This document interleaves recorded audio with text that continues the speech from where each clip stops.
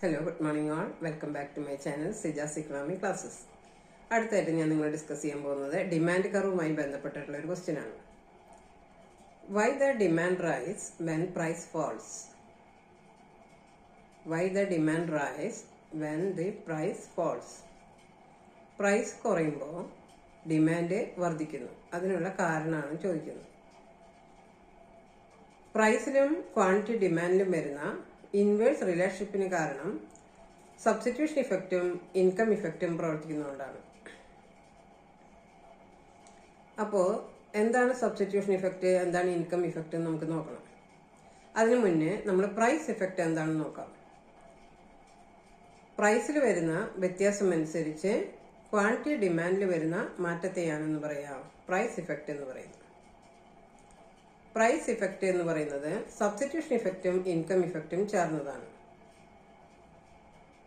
എന്താണ് substitution effect? Substitution എന്ന് പറഞ്ഞാൽ ഒന്നിനു പകരം മറ്റൊന്ന് എന്നാണ് അർത്ഥമാക്കുന്നത്. ഇപ്പോൾ ഉദാഹരണത്തിന് ചായ, കാപ്പി നമ്മൾ ഒന്നിനു പകരം മറ്റൊന്ന് ഉപയോഗിക്കുന്ന രണ്ട് വസ്തുക്കളാണ്. ഈ പ്രതിസ്ഥാപന വസ്തുക്കളിൽ ഏതെങ്കിലും ഒരു വസ്തുവിന്റെ വിലയിൽ വരുന്ന വ്യത്യാസം മറ്റേ വസ്തുവിന്റെ റിലേറ്റീവ് പ്രൈസിൽ ആപേക്ഷിക വിലയിലെ മാറ്റത്തിന് കാരണമാകുന്നു. രണ്ടിനും 10 രൂപയാണെന്ന് കരുതുക. ചായക്കും കാപ്പിക്കും 10 രൂപയാണെന്ന് കരുതുക. ചായയുടെ വില 8 കുറയുന്നു എന്ന് സങ്കല്പിക്കുക.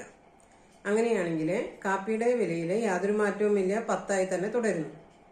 അങ്ങനെ കൂടുതൽ ആളുകൾ ചായയോ കാപ്പിയോ പകരത്തിന് പകരം ഉപയോഗിക്കുന്ന ആളുകൾ കാപ്പിക്ക് പകരം ചായ കൂടുതലായിട്ട് ഡിമാൻഡ് ചെയ്യാനായിട്ട് തുടങ്ങുന്നു. ഇതാണ് പറയുന്നത് സബ്സ്റ്റിറ്റ്യൂട്ടഡ് ഗുഡ്സിലെ ഏതെങ്കിലും ഒന്നിന്റെ വിലയിൽ വരുന്ന വ്യത്യാസം മറ്റേ വസ്തുവിന്റെ ആപേക്ഷിക വിലയിലെ ചേഞ്ചസ് വരുത്തുന്നു എന്ന് പറയുന്നു. അങ്ങനെ വിലയിൽ ഏതെങ്കിലും ഒന്നിന്റെ വിലയിൽ വരുന്ന കുറവ് മറ്റേ വസ്തുവിന്റെ ഡിമാൻഡിൽ എന്താണ് കുറവ് വരുത്തുന്നതിന് കാരണമാകുന്നു. ഇതാണ് സബ്സ്റ്റിറ്റ്യൂഷൻ ഇഫക്റ്റ് എന്ന് പറയുന്നത്. സബ്സ്റ്റിറ്റ്യൂഷൻ ഇഫക്റ്റ് പ്രവർത്തിക്കുന്നതുകൊണ്ട് ഇവിടെ ഡിമാൻഡ് പ്രൈസ് കുറയുമ്പോൾ ഡിമാൻഡ് റൈസ് ചെയ്യുന്നതിന് കാരണമാണ്. അടുത്തതായിട്ട് നമ്മൾ പറയുന്നത് ഇൻകം ഇഫക്റ്റ് ആണ്. ഇൻകം ഇഫക്റ്റ് എന്ന് പറഞ്ഞാൽ വരുമാന പ്രഭാവം എന്നാണ് അർത്ഥമാക്കുന്നത്. ഇൻകം ഇഫക്റ്റിൽ പറയുന്നത് വരുമാനത്തിൽ യാതൊരു മാറ്റവും ഇല്ല, പക്ഷേ സാധനങ്ങളുടെ വിലയിൽ കുറവ് വരുമ്പോൾ കൺസ്യൂമേഴ്സിന്റെ ക്രയശേഷിയിൽ പർച്ചേസിംഗ് പവറിൽ എന്താണ് വർധന വരുന്നു. ഒരു സാധനത്തിന്റെ വില 100 രൂപയാണെന്ന് കരുതുക. അത് 75 രൂപയായിട്ട് കുറയുമ്പോൾ അയാളുടെ വരുമാനത്തിൽ മാറ്റമില്ലാതെ തന്നെ അയാൾ കൂടുതലായിട്ട് ഡിമാൻഡ് ചെയ്യാൻ തുടങ്ങും. കാരണം എന്താണ്? അയാളുടെ ക്രയശേഷി വർദ്ധിച്ചു.